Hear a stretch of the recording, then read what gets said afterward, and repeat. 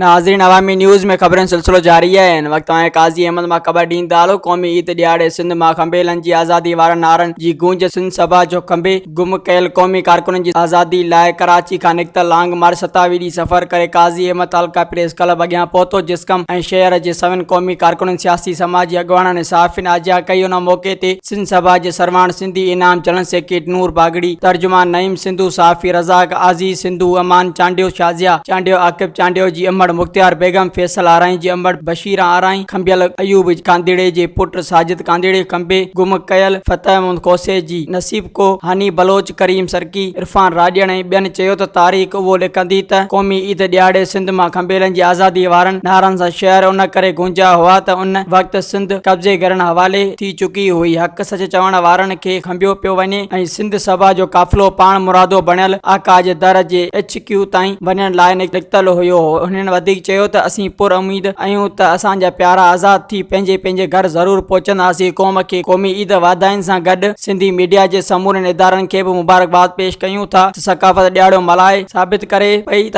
असीं हर माज़ ते पंहिंजे वतन, सकाफ़त, वसीलनि ऐं क़ौम जे वारसी करण ॼाणूं था। काफ़िले में पंध कंदड़ असगर जमाली, सरफराज़ सिंधी, अताउल्लाह ज़ेब जतोई, बशीर लेगारी ऐं ॿियनि बि क़ौम खे क़ौमी ईद जो वाधायूं ॾींदे चयो त असीं प्यारनि जी आज़ादी लाइ निकिता आहियूं, असांजा हथ मज़बूत कया वञनि। मज़ीद खबरों और तफसीलात के लिए विजिट करें हमारी वेबसाइट www.awamiNewsHD.com।